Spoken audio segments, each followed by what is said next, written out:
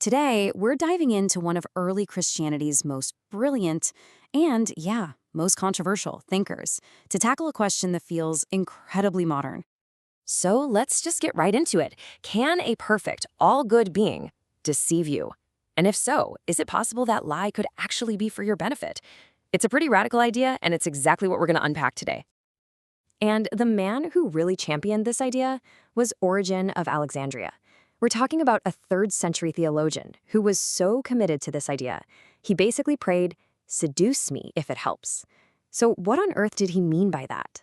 Well, it all comes down to how he read the ancient scriptures. You see, Origen's whole philosophy kicks off right here, with a totally different way of looking at ancient texts. He wasn't digging for history lessons. He was searching for a tool to unlock the human soul. Think about it.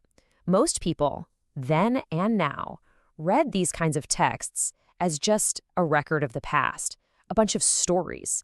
But for Origen, no. For him, scripture was alive.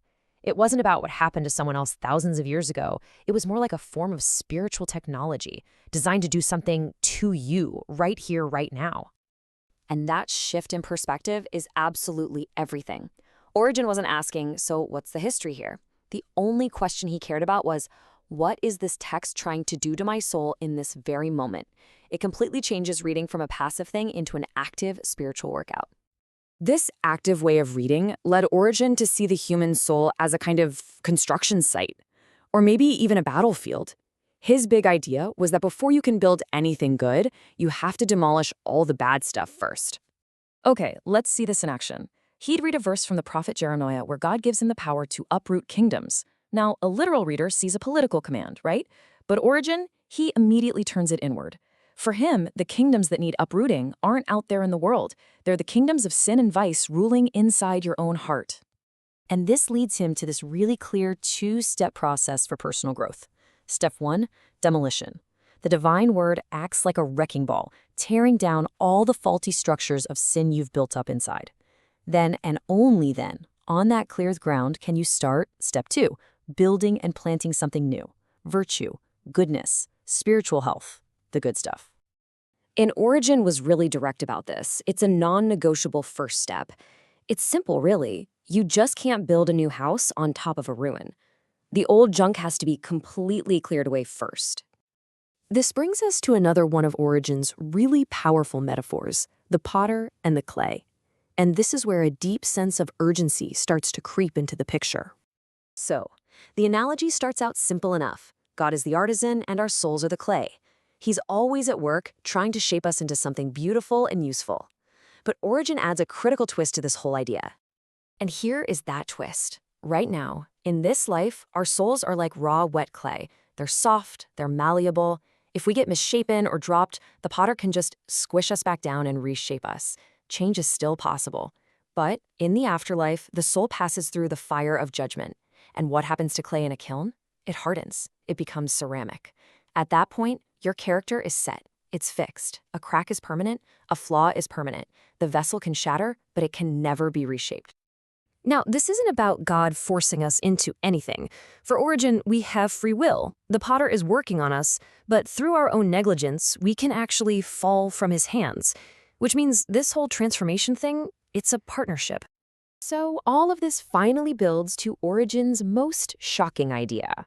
We're back to that opening question, the idea of God as a divine seducer, using deception for our own good. This is the verse that just absolutely captivated Origen.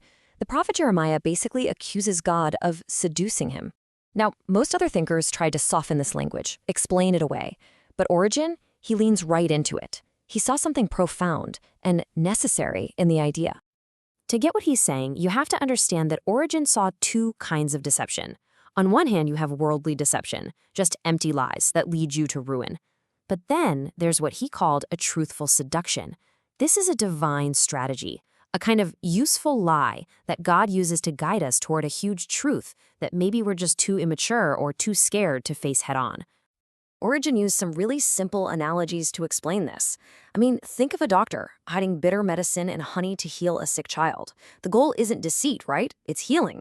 Or what about a father who acts stern to teach his kid discipline, hiding his overwhelming love so it doesn't end up spoiling them? In both cases, a small deception is actually serving a much higher loving truth. And this creates this incredible paradox.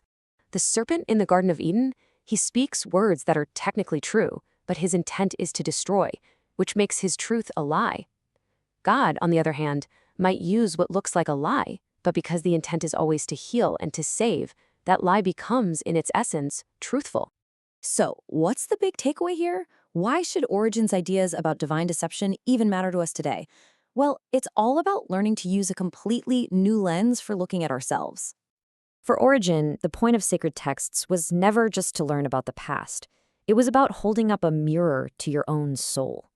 The stories of ancient kings, prophets, and kingdoms were really just allegories for the dramas playing out inside of you right now. It transforms reading into this radical act of self-examination.